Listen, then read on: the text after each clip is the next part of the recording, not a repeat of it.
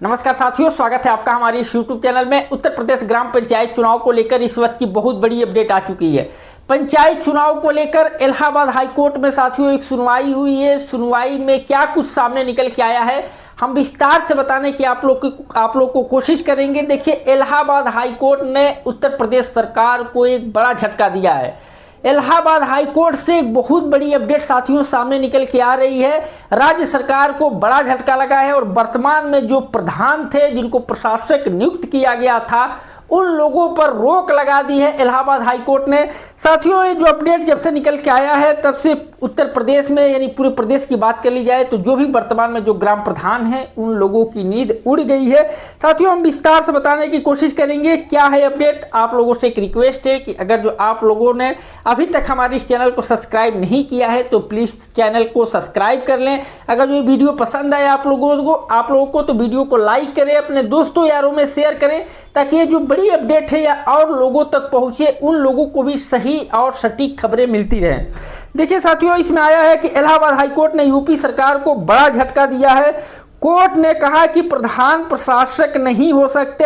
High court प्रदेश सरकार से पूछा कि किन हालात में अस्तविहीन प्रावधानों से प्रधान को प्रशासक नियुक्त किया गया है। कोर्ट ने चुनाव की रूपरेखा पेश करने को कहा है। चुनाव का जो रूपरेखा है, जो शेड्यूल है, उसको भी पेश करने को कहा है। 13 जुलाई को डेट आ चुका है साथियों। 13 जुलाई को अगली सुनवाई है और 13 तारीख को इन लोगों को जो ग्राम पंचायत चुनाव जो होने हैं इनका रूपरेखा यानी हम कब कराएंगे, किस महीने में होने जा रहे हैं, सारा कुछ इलाहाबाद हाई कोर्ट के सामने यानी जज साहब के सामने इन लोग को रखना है। फिर आगे क्या कुछ कहा गया है इसमें बताया जा रहा है कि इलाहाबाद हाई कोर्ट ने ग्राम पंचायतों के खत्म हो रहे कार्यकाल को बढ़ाकर त्रिस्तरीय पंचायत चुनाव टालने की सरकारी कवायद को झटका दिया है। कोर्ट ने 13 जुलाई तक सरकार को चुनाव की रूपरेखा पेश करने का आदेश दिया है। साथ ही कहा है कि असंवैधानिक हो चुके नियमों के तहत ग्राम प्रधान प्रशासक की भूमिका नहीं निभा सकते। यानी जो वर्तमान में जो ग्राम प्रधान है जिनको राज्य सरकार ने प्रशासक नियुक्त किया है वो प्रशासक नहीं बनाए जा सकते। फिर इसमें बताया जा रहा है कि कोर्ट ने प्रदेश सरकार से पूछा है कि किन हालातों में अस्तविहीन प्रावधानों के तहत ग्राम प्रधानों को प्रशासक नियुक्त किया गया है। यह आदेश और टिप्पणी न्यायमूर्ति सिद्धार्थ नंदन की एकल पीठ ने सहारनपुर निवासी अरविंद राठौर की याचिका पर दिया है। यानी जो याचिकाकर्ता थे वो सहारनपुर के निवासी हैं अरविंद राठौर। इनकी याचिका पे सुनवाई हुई है कोर्ट में और कोर्ट का ये जो जस्टिस हैं सिद्धार्थ नंदन, इन्होंने आदेश दिया है कि जो वर्तमान में जो ग्राम प्रधान है उन लोगों को प्रशासक नहीं बनाया जा सकता और 13 जुलाई को आप पंचायत चुनाव की रूपरेखा पेश कीजिए, कोर्ट में आप हाजिर होइए। फिर इसमें बताया जा रहा है कि याची ने ग्राम प्रधानों का कार्यकाल बढ़ाने वाले 25 और 26 मई को जारी शासनादेश को रद्द कर समयबद्ध चुनाव कराने के लिए याचिका दाखिल की है। याची को अधिवक्ता ने दलील दी कि कार्यकाल खत्म होने के बाद 6 माह से ज़्यादा चुनाव नहीं टाला जा सकता। प्रधानों को प्रशासक बनाए जाने का प्रावधान पहले से ही असंवैधानिक घोषित हो चुका है। कोर्ट ने याची को ओबीसी कमीशन को भी पक्षकार बनाने की अनुमति दी है।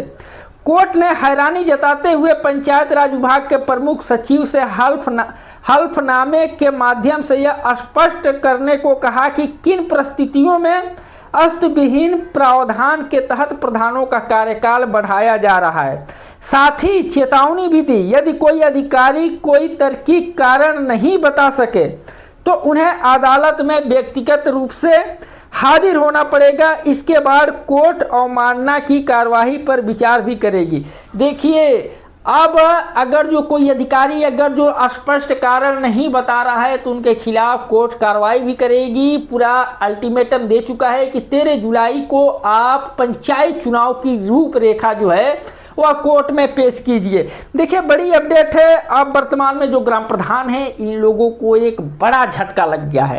यानी जो ग्राम प्रधान जो खुश थे कि अब हमारा कार्यकाल बढ़ गया है, अब पंचायत चुनाव नहीं होंगे, लेट होंगे और जब होंगे जब तक होंगे तब तक, यानी जब पंचायत चुनाव होंगे अभी से लेके तब तक हम प्रशासक नियुक्त रहेंगे उन लोगों का जो इस समय मन, अगर जो मन की बात कर ली जाए तो पूरी तरीके से उदास हो गए हैं, क्योंकि अब वह प्रशासक नहीं रहेंगे और 13 जुलाई को पंचायत चुनाव की रूपरेखा सरकार को पेश करना है, राज्य निर्वाचन आयोग को पेश करना है। हालांकि राज्य निर्वाचन आयोग की बात कर ली जाए तो राज्य निर्वाचन आयोग का जो मेन जो भूमिका थी, यानी पंचायत चुनाव का अंतिम मतदाता सूची का प्रकाशन वह कर चुका है। अब केवल शेड्यूल बताना है कि हाँ, हम पंचायत चुनाव किस महीने में कराएंगे, कौन सा महीना होगा। देखिए, अभी तो बारिश का समय चल रहा है, इस समय तो पंचायत चुनाव होना असंभव है, लेकिन माना जा रहा है कि साथियों अक्टूबर नवंबर में पंचायत चुनाव हो जाएंगे। और अगर जो इनकी बात कर ली जाए साथियों, रूपरेखा की जो बात आ रही है, अगर जो ये जाएंगे, अगर जो अपनी रूपरेखा पेश करेंगे तो जाहिर सी बात है अक्टूबर या नवंबर का ये जिक्र कर सकते हैं।